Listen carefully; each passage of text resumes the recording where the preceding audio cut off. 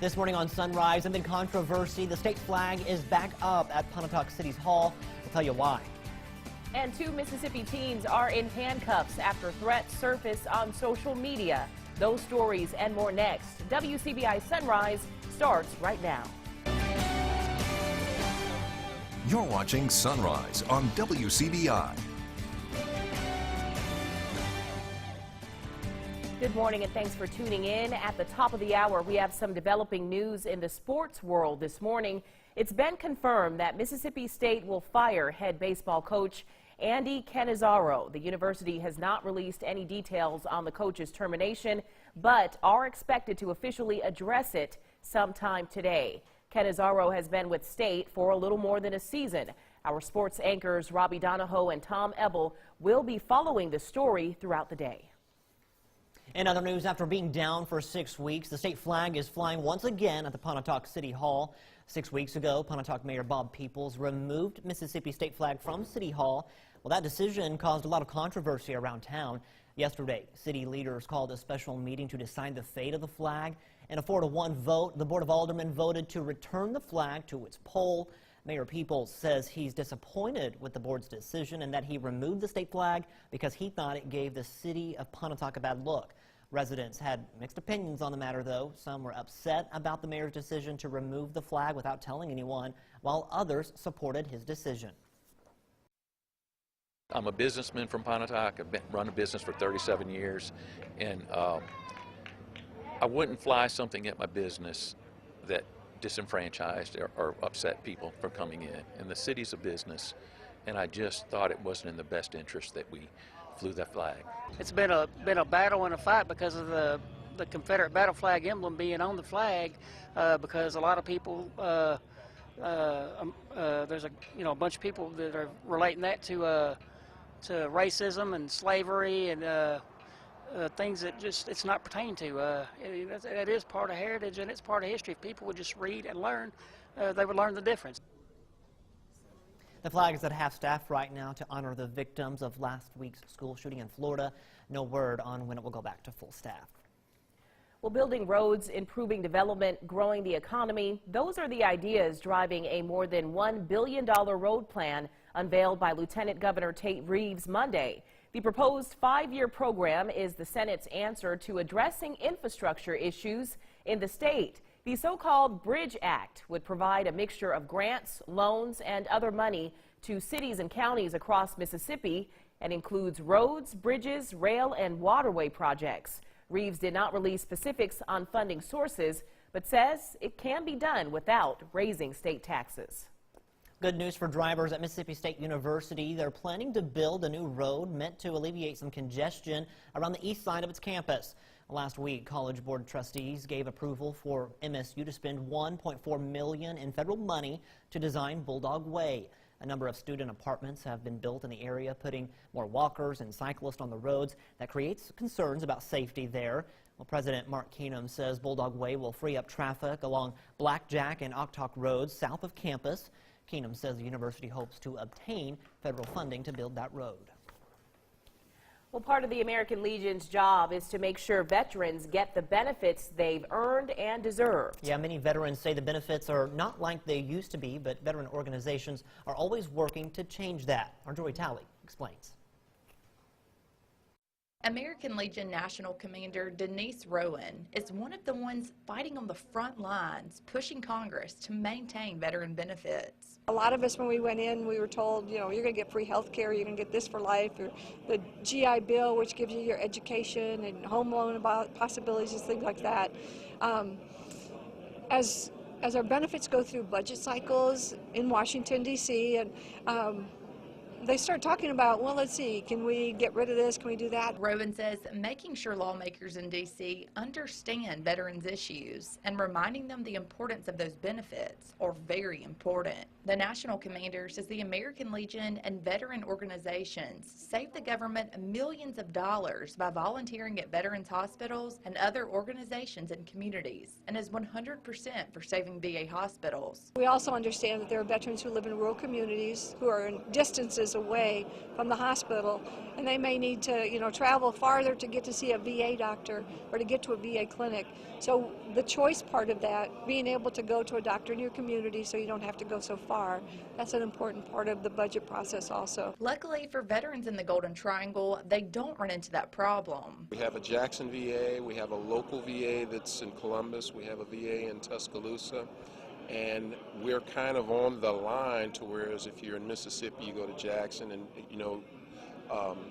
the services are here, but you just really have to search them out. Lowndes County Veteran Services Officer James Richardson says he believes health care benefits for vets need to change by the government opening up those benefits to all veterans. When the veterans were signed up many, many years ago, they were told they would have VA health care for the rest of their life. However, now it's based on either you're service connected or you have a low income to qualify for VA health care. And there's a lot of veterans out there that don't fall into that category that should be able to get VA health care. Rowan, along with the American Legion family, will be going to Washington, D.C. next week to storm the Capitol Hill. Well, she says she will be doing testimony before a joint session talking about veteran issues. Well, the American Legion's first national woman commander visits the Columbus Post. Dozens of veterans came out to Post 69 Monday to hear Denise Rohan speak about the importance of the American Legion. The Mississippi State President of Student Affairs Association, Charles Pierman, says the day was about being able to hear Rohan speak, which allows the Columbus Post to bridge the gap between what's happening at a national, state, and local level. Pierman hopes vets learn the importance of being able to connect to the American Legion's national commander and national headquarters. And that's one thing that we have difficulty seeing. A lot of times as a local chapter or as a local post, we look internally and we only look here. But it's very important to be able to see what resources are out there to strengthen us and then in turn to be able to strengthen our community. After the national commander spoke, lunch was served to all veterans. The Columbus Police Department is training officers to bring back its motorcycle unit. 3 officers will be on the bikes for the next 2 weeks. They'll be learning the basics of how to handle motorcycle to high-speed maneuvers. The patrolmen will be on the motorcycles part-time until more officers are hired on at the department. Ultimately, the goal is to have 1 officer per shift. Well, the State Crime Lab in Pearl is short on forensic doctors, and now a block has been put on coroners sending bodies. The crime lab can only hold a maximum of 19 bodies. The already small staff there is performing 10 to 20 autopsies per day, but it's not fast enough to handle the influx of bodies from all over the state. Local coroners say the state needs to find a way to bring more doctors to the lab. I wish our state legislatures, our representatives, our senators can go back into session and try to find some funding somewhere to help them be able to get, I'd say, competitive salaries with other states, so we can hire some new medical examiners to come in and help Dr. Mark Levon and the staff down at Pearl. Coroners say bringing more doctors as well as utilizing the vacant crime labs in Batesville and the Gulf Coast could speed up the autopsy process. Well, 2 Olive Branch Center High School students are arrested on charges of threatening violence. We'll have that story coming up. But first, we need to get a first look at our morning forecast. Here is meteorologist Alex Puckett with those details. Alex, what do you have for us? Well, we've got some cloud cover this morning across the area. You can see some of those clouds, but also a few breaks here and there. So we will see maybe a couple of peaks of sunshine as we go through the morning. We're also going to be dealing with the cloud cover today as well. Looks like for the most part we're going to stay dry as we go through today's day. Here's what things look like this morning as far as satellite and radar is concerned. You see all that cloud cover, rain, and in fact even a little bit of ice and wintry mix back off into portions of northern Oklahoma, Kansas, as well as maybe even southern Nebraska and Iowa. Our neck of the woods is dry at the moment, but we will see some cloud cover and some rain potentially as early as today, certainly tomorrow. Temperatures sitting in the 60s this morning, dew points in the 50s and 60s as well, so a humid air mass in place. And as the kids head to the bus stop this morning, it is dry to kick things off. We'll be in the low 60s for the most part, maybe a few mid-60s. Kids head to the bus stop this morning with temperatures climbing into the 70s and 80s as we go through the school day. with the potential for a couple of showers popping up this afternoon, but the better chance of rain, as I said, going to be holding off until later on this week. A couple of good chances for some heavier rain over the next 7 days. I'm going to time out those chances coming up in just a few more minutes here on Sunrise. Sounds good. So I guess basically need to just kind of enjoy today if we Yeah, can, even though there's a chance. There is a chance. It's a small chance. We're going to 20% for a rain chance today. So more spots than not are going to be dry as we go through the day today. But you might want to keep an umbrella handy just in case. This is my umbrella.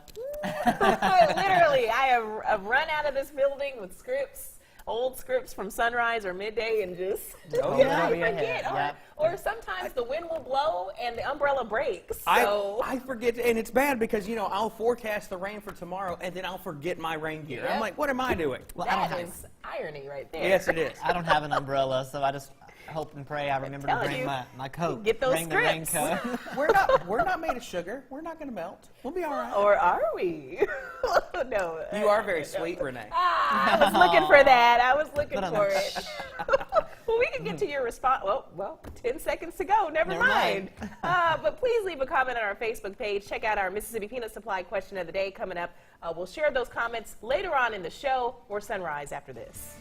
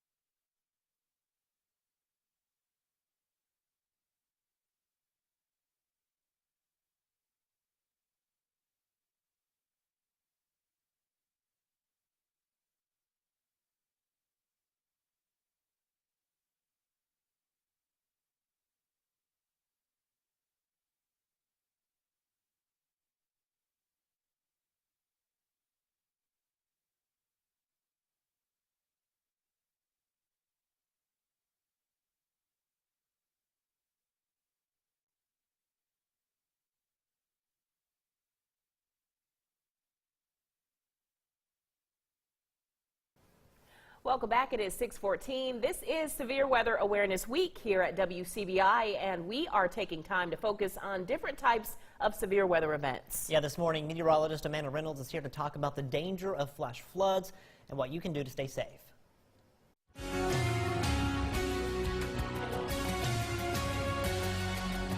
When severe weather strikes, we often talk about tornadoes, large hail, and damaging winds, but one other serious threat is flash flooding. A flash flood can occur after heavy or prolonged rainfall occurs over a small area. Within a matter of minutes, a small creek or stream can turn into a raging river, washing away everything in its path. Flash flooding can occur suddenly. That's why if a flash flood warning is issued, you need to take action immediately. They also can happen anywhere in low-lying areas or on city streets, and even in areas where it's never flooded before. In fact, flash flooding tends to be the deadliest severe weather event, killing over 100 people every year. When a flash flood warning is issued, there are 3 things you can do to stay safe. Immediately move to higher ground, especially if you are in a low-lying area. You should also avoid areas prone to flooding or that have already flooded. Finally, if you are in a vehicle, make sure to turn around, don't drown. Only 6 inches of fast-moving water is enough to pick up your vehicle and sweep it away. Keeping you informed so that you can stay ahead of the storm, I'm meteorologist Amanda Reynolds.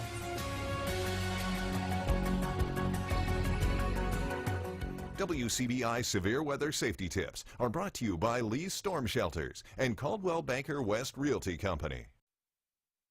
Some definitely good tips there as we get ready to enter into our spring storm Absolutely. season. And I understand, I think tomorrow our weather team may be talking about tornadoes. Is that right, Alex? Do you know? Is that tomorrow's topic? Yeah. That is Okay, tomorrow's looking topic. forward to so that yeah, you want topic. to tune in for that for sure. All right. Well, we're going to take a commercial break. We've got more on Sunrise right after this.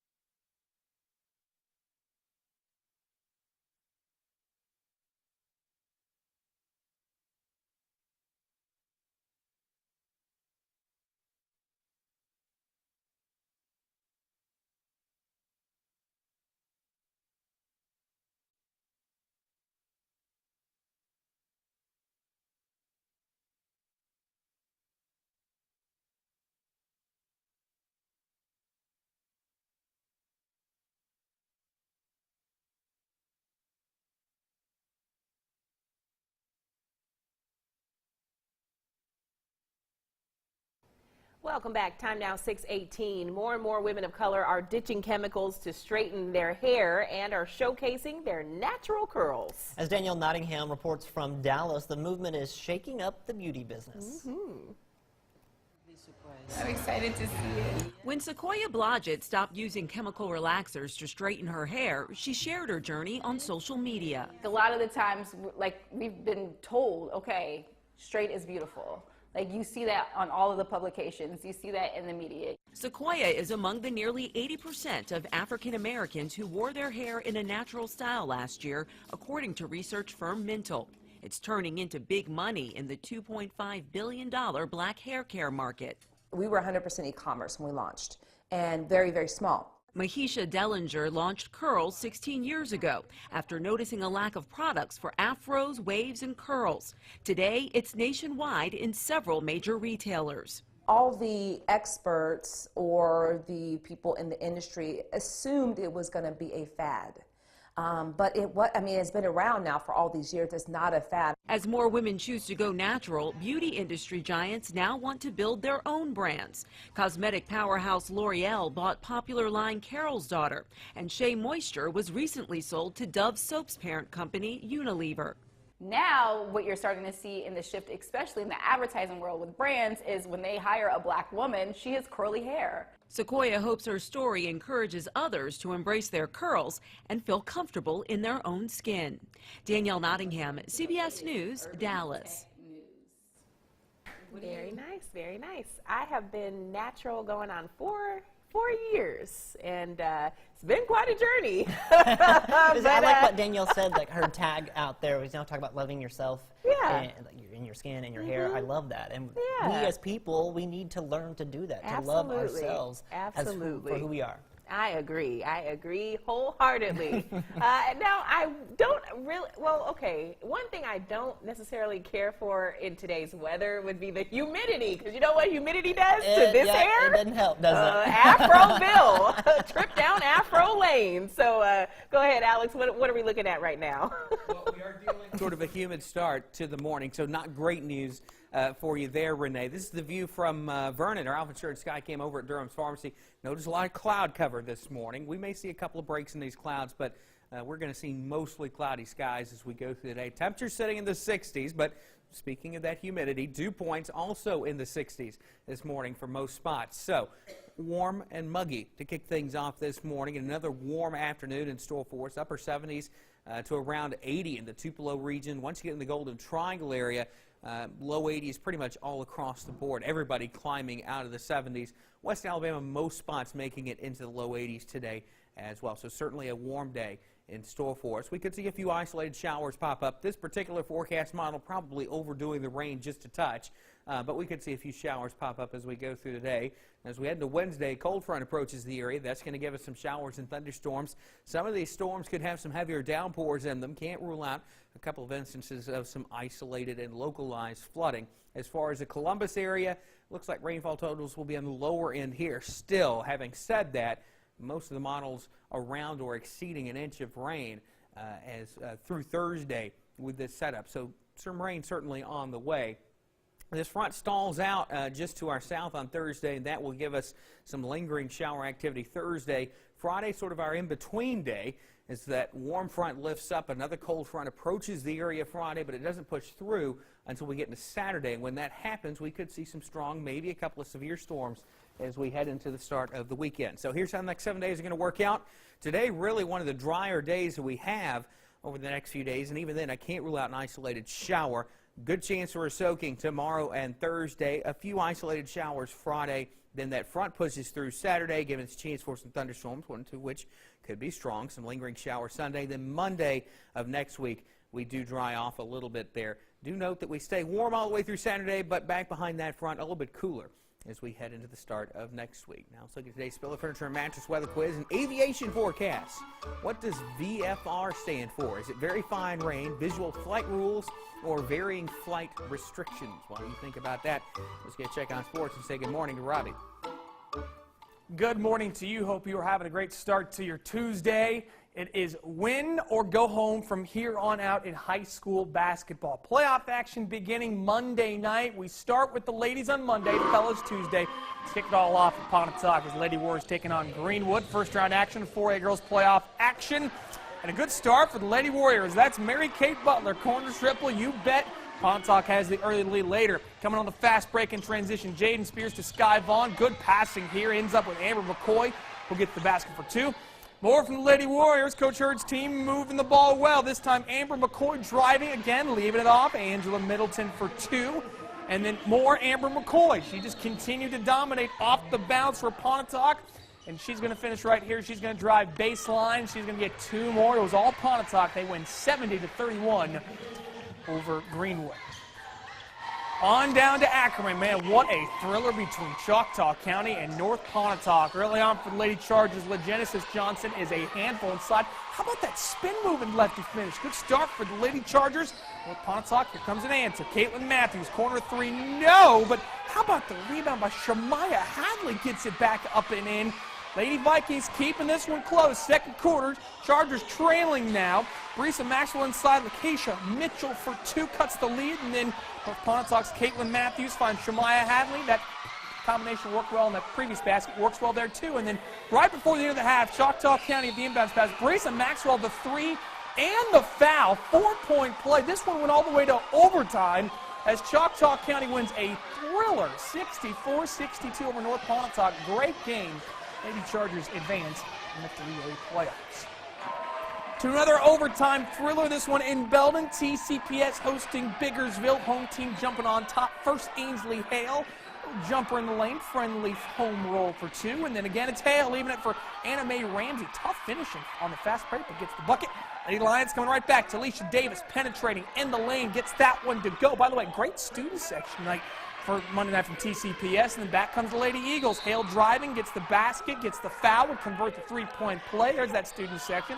Here's Caroline Upchurch driving along the baseline for 2. TCPS had a big lead in the first half, but Biggersville had the answer all night. Here comes a 3 from Allie Settlemyers as Biggersville wins it in double overtime. 67-62 as the Lady Lions moving on in the 1A playoffs. Let's go to JUCO hoops from a Monday night. We start with the ladies. ICC and EMCC going at it down in Scuba. A good start for the Lady Indians. Constance Dunn to Shania Buford. That's Fulton to Lafayette for 3. Good start for the Lady Indians. EMCC comes right back. Hazel Lucky to Taisha Juhan for 3. EMCC has the lead, and then she's so lucky. She's a star, and she's going to drive right to the rim for 2. There's Lucky going off glass. ICC, though, would get the win over the Lady Lions of EMCC, 81-74. And to the fellas, here's Terriante Thomas getting in on the starting lineup fun as the Lions taking on EMCC. And TK was being the distributor in the first half. How about that pass? That's New Hope to Columbus. Thomas to Jaquan Hines for 2, and then later Eric Brown driving the floater in the lane off glass for 2. Indians would add a 3-pointer after that. This one was low scoring, back and forth between the Indians and the Lions. There's that triple, but it was just too much EMCC late. Here's Thomas again passing. Marquedrick Bell, that's New Hope to Starkville for the triple. EMCC wins at 62-59 to earn the split over ICC. And back to women's basketball on a Monday night. Georgia defeats Ole Miss 66-52. Matt Insel's team has been so close so many times this year, but just has not been able to pull through and get that victory. Ole Miss trailed by 18 points in the third quarter, made a 24-7 run to end the quarter, but Georgia then bolstered up that lead and ran away late. Mackenzie Ingram plays for Georgia. That's the sister of Evan Ingram. Evan Ingram was in attendance for that game on Monday night. Mackenzie had 8 points, 13 rebounds in the win for the Georgia Lady Dogs. That is all for sports for now here on Sunrise. We hope you have a great rest of your morning.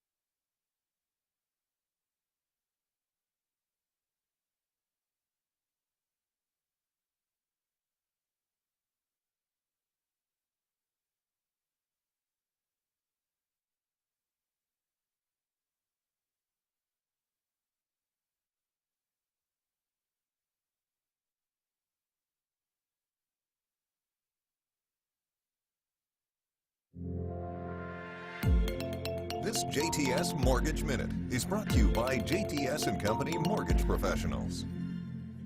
Hey, good morning. I'm Jeff Farnham. We appreciate our nurses' dedication and hard work for our community, and we want to say thank you for all you do. If you just landed your first nursing job, congratulations. If you're a go-getter, you might be considering buying a home already. Good for you. The stability of the nursing profession will help you be a successful homeowner.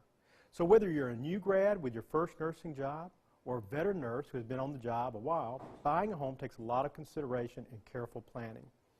It is so important to work with JTS Company Mortgage Professionals to understand your goals and opportunities for home ownership. Some nurses have high student loan debt. Hospitals are pushing for 4-year degrees for nursing. Higher education is great, but it can affect a nurse's debt-to-income ratio, or DTI. We have a solution that will give homeowners the opportunity to refinance their home to pay off one or more student loans and make it more likely for borrowers with student loan debt to qualify for a mortgage loan. Whether you are a staff nurse or a travel nurse, income documentation can sometimes be difficult. Doing a little bit of prep work will save you time when you're ready to move forward with purchasing or refinancing your home. Keep all your pay stubs for the past 2-3 months and have your W-2s for the past 2 years easily accessible. This will eliminate time trying to find them later. You'll be glad you did your prep work when you go to apply for a mortgage with JTS & Company. Be careful when looking for home loans. They say that they are specifically for nurses. There are many disreputable companies looking to take advantage. Plus, many programs claim to offer grants that could actually be down payment assistance. While nurse home loans are few and far between, standard loan types are worth looking into. Contrary to popular belief, no home loans today require you to put 20% down. We have low down payment options from 0% to 5%. Of course, you can always put more down if you want to. Looking at your specific situation and goals will determine what loan programs and down payments fits you best. A home can be a great investment and a place to set down roots. Whether you want to purchase or refinance your home, give JTS & Company a call. Don't put your trust in someone you can't sit down face-to-face with. We are local, trusted, and experienced, and are here to help you achieve your goals of home ownership. Thank you for joining me today, and be sure to tune in next week. This JTS Mortgage Minute is brought to you by JTS and Company Mortgage Professionals.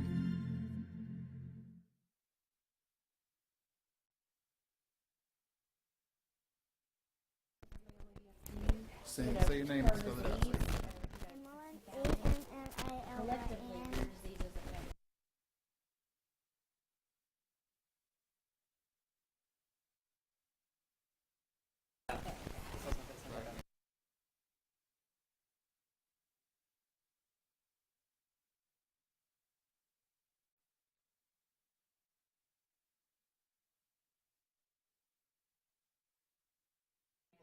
Register and things to go to this event, is that what I'm understanding? Yes, Here, okay. there the rarems.org website Okay, and they'll have a graphic coming up as well. is the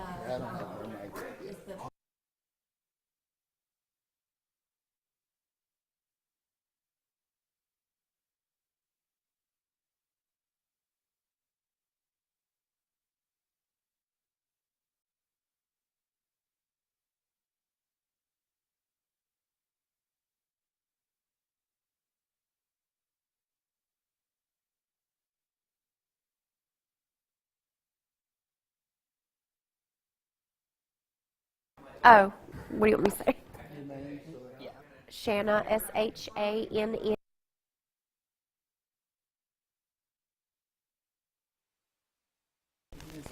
say your name. E-M-M-A-O-N. Repeat down.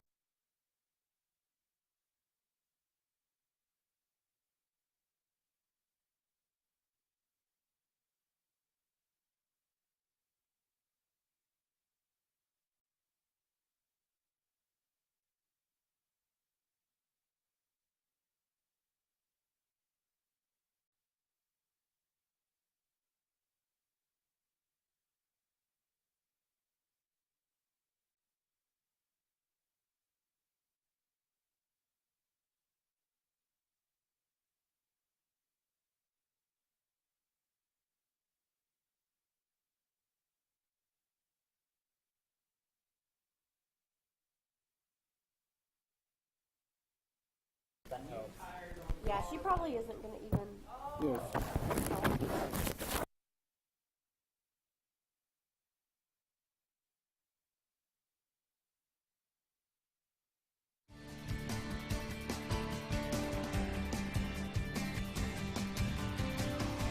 Welcome back, everyone. Time now 6:36. We've got a couple special guests here with us, Shanna Hudson and Miss Little Emmeline Hudson here with us this morning to talk to us a little bit about kind of an important event and something that's very close and dear to your heart. We're talking about the Mississippi Rare Action Network, and this is something that is very personal to you. It is. I have been involved in advocacy because my daughter Emmeline was born with a rare genetic metabolic disorder, glutaric aciduria type 1. And so I'm here to just kind of promote the Rare Disease Day. It's a World Rare Day where we spread awareness and promote understanding and awareness for all those that live with rare diseases. And why is it so important for people to kind of be aware of this? Well, I mean, there is over 7,000 rare diseases, and of those 7,000 rare diseases, only about 5%, so 95% of them don't even have an FDA-approved treatment, and about 99% do not even have a cure. So we're here just to advocate, raise awareness for research, to eventually find cures for those that live with rare diseases. And we were kind of talking before we came on the air about 1 in 10 people. Yes. And when you collectively put that together, that's a lot. Right.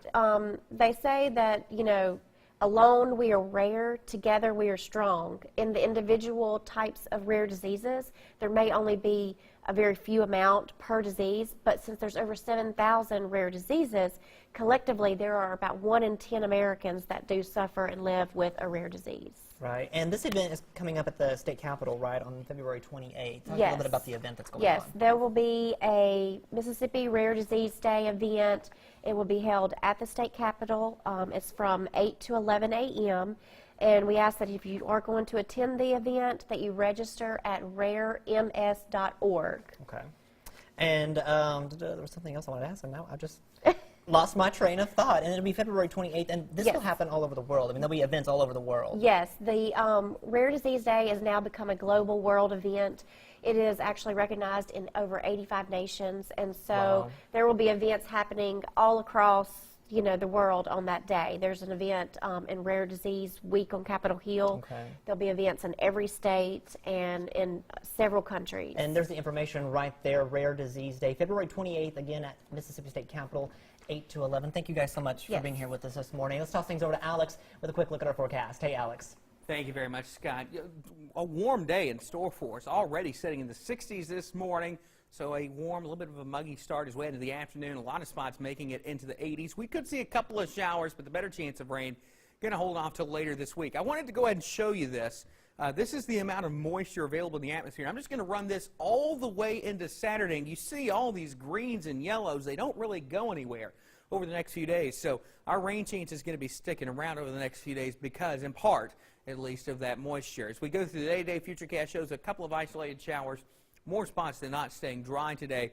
As we get into Wednesday, though, a cold front approaches, and that, coupled with the moisture we've got in place, is going to trigger a lot of showers and thunderstorms. Some heavier rain going to be possible Wednesday on into Thursday. So that's why you see those higher rain chances there. Friday, sort of an in-between today. We could see a couple of isolated to scattered showers, but as we get into Saturday, another cold front approaches. That front could trigger some thunderstorms on the strong to maybe even locally severe side. We'll see how things work out. Some lingering showers Sunday. We start to dry off Monday, but note the temperature drop. We drop from the 80s down into the upper 60s and low 70s to kick off the week next week. Today's Sketch of Sky sent in to us by Mikhail. Thanks for sending that in. If you want to see your Sketch of Sky on the air, just send it to us, P.O. Box 271, Columbus, Mississippi 39703, or email it to us at weather@wcbi.com. Now, let's see who's celebrating a birthday today. Sketch the Sky is brought to you by Pediatric Dentistry of Columbus with Dr. David K. Curtis and Dr. Katie Curtis Wyndham.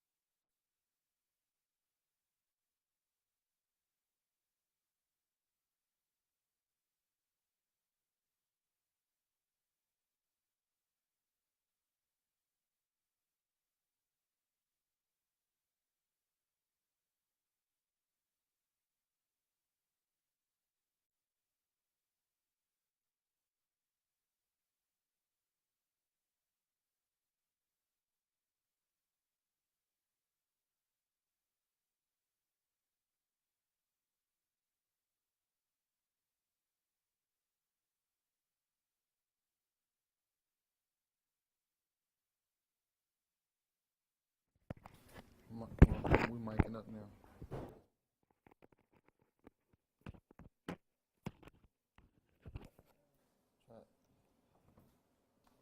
Stark Recreation Go ahead, Center get a up in mic check. Starkville. At the W in Columbus. Oh, Mic check, mic oh, mic check. Oh, sorry. They got you. All right.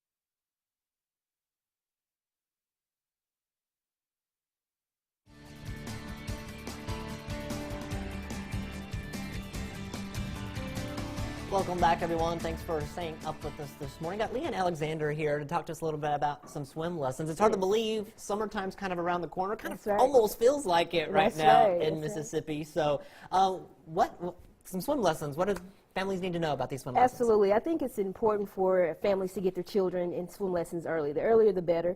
It's all about pool safety when you go out for vacations, hotel pools, beach, that type of thing. And we teach those basic fundamentals in our swim classes at the W. So we're encouraging all parents to come by, sign their kids up. We start as young as 6 months, and we'll go through adult age. So Man, 6 months. That is young to That's right. start swim lessons. And this is coming up in a couple of weeks. Is that? Yeah, we'll is start that right? on, When will they start? next Monday. We have our parent-child classes where you, as the parent, can get in the water with the child. So that's 6 months to 3 years old, and you get to get in the pool with the child and learn those basic fundamentals. And then we'll have preschool age, and then beginner, and then of course we have our adults. And so we have several different sessions that you can sign up for, and we will go through February through March, and then again this summer. So we're excited about it. All right. And what do parents need to know about the cost for if they want to get their children involved in these? Absolutely. In these lessons? We have costs for our MUW students, so if they have children, it's $45. And then our members of the facility, they have a discounted rate at $60. And then if you're a non-member, no affiliation with the W, $75.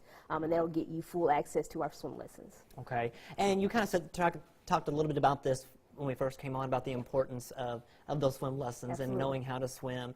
Because everywhere you go, there's a pool or Absolutely. there's water involved, especially during the summer. So kind of reiterate how important it is, that you know what to do in case the worst could happen. Absolutely. It's very important. I think the more you know, the better you are, and the more comfortable you feel in the water. A lot of drownings happen when you're small.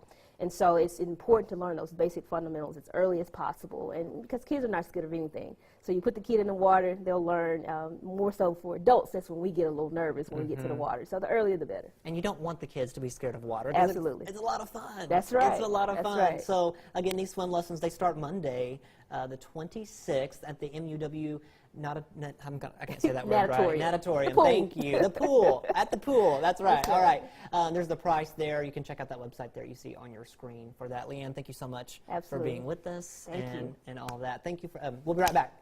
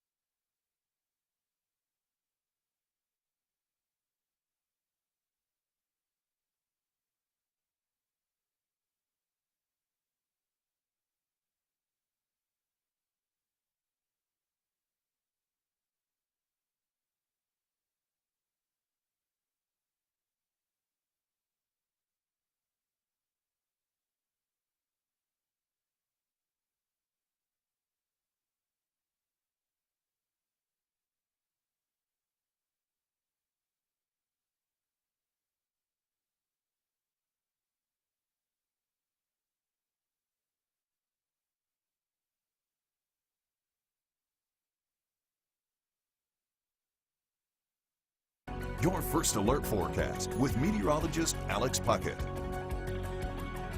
Well, a cloudy start to our Tuesday morning. This is a view of our Alpha Insurance Skycam. Looking back towards Tupelo there, we're dealing with the cloud cover. A few breaks here and there. We'll see a few peaks of sunshine before all is said and done today, but mostly cloudy as we go through the day. Temperatures sitting in the 60s to kick things off, so certainly a mild start and a little bit of a muggy start as well, with dew points also sitting in the 60s for most of us. Now, as we get to the afternoon, we're going to see temperatures climb, upper 70s to around 80 in the Tupelo region, low 80s in the Golden Triangle area, West Alabama, more spots than not, making it out of the 70s and into the low 80s as we go through the day. Could see a couple of showers pop up as we go through the day, mainly into the afternoon hours.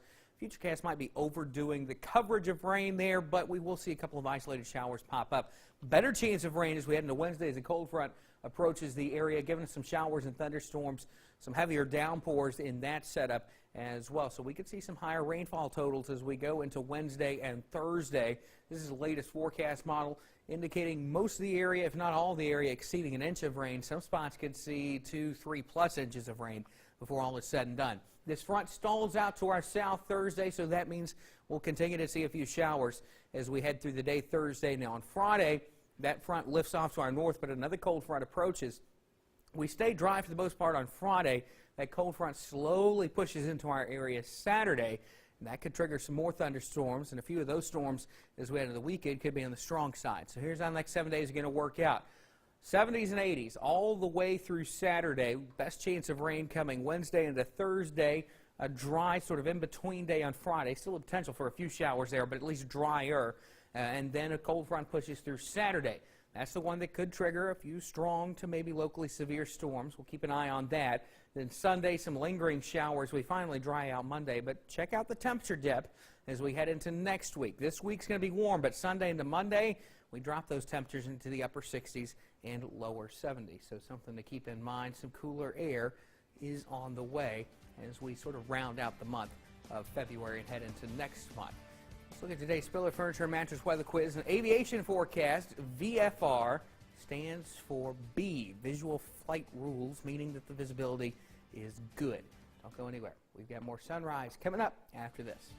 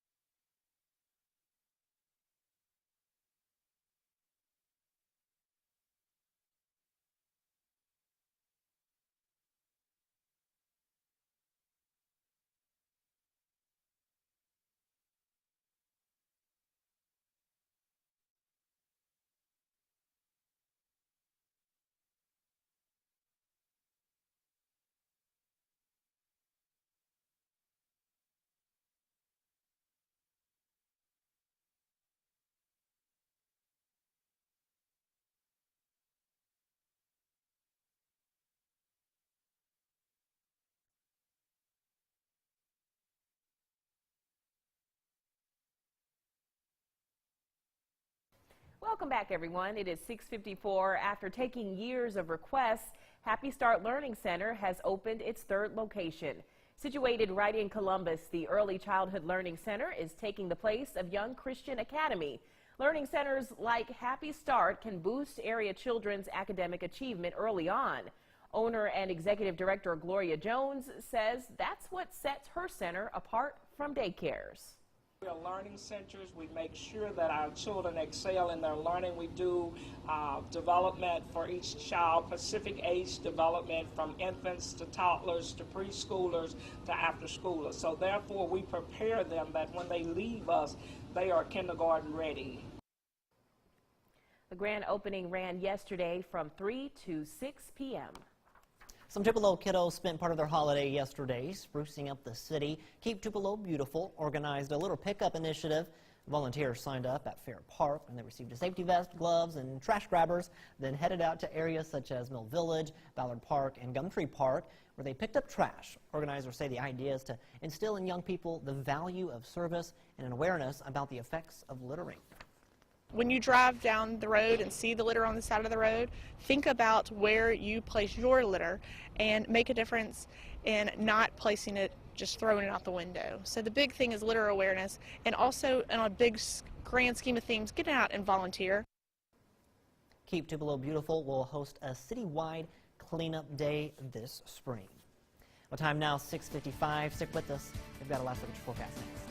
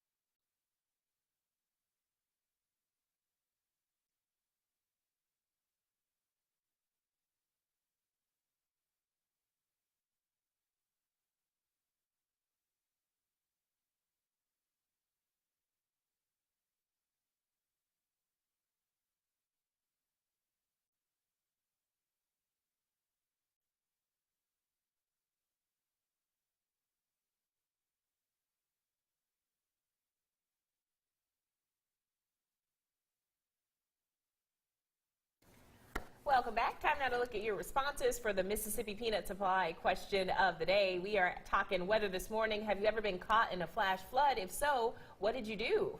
Sheila Clark says she ran through the flood like a maniac trying to get through it. Can I imitate that? Maniac! Yeah, something like that. Anyway, she said sorry. She didn't know her car was going to quit, and so she called on a family member to the rescue. Oh, good. Well, Okay. I'm glad you're okay. Obviously, car. never a good idea to drive into floodwaters because you don't know how deep it is. Yeah. And she said, you know, she didn't know her car was going to quit. Well, you know, Didn't you what's never know. the saying that goes, turn around, don't drown. That's right. I can't imagine that feeling, you know, if I was to drive into water and just that feeling of like, you know, like Yeah. when you hit a puddle of water or something like that, you kind of hydroplane a little bit. Or Yeah, whatever. that's That scary. brief moment of like That's so feeling scary. out of control. Yep. I can't handle it. So dangerous. Yeah. It is very. Flooded roadways, so something you don't want to mess with. Edna Johnson says yes, she's dealt with flooding, and she just had a whole lot of praying to do. And Yeah. you know, sometimes you get in those situations, it's really all you can do. Yeah. At that Absolutely. point. So you got to make sure you don't put yourself in a position to where you're getting into driving into a flood. And one way to do that is to be severe weather aware. That's right. Severe weather awareness week. We've been talking about it since Monday. Stay tuned for that. See you on midday.